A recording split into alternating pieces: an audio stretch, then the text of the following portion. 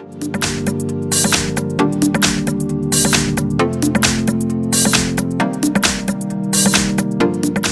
I have Samsung Galaxy S10 and let me show you how to use here the test mode on the following device. So at the very beginning let's open here the phone's dialer and let's use this code *## 0 *##. And as you can see, the following test menu just pops up, so here you can navigate by tapping appropriate options. You can test your display, the red color, green, blue, you may test the receiver, vibration and other stuff, for example speaker,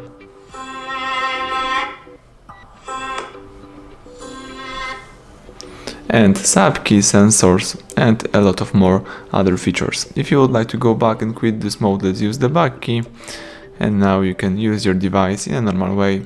So thank you for watching, please subscribe our channel, leave thumbs up under the video.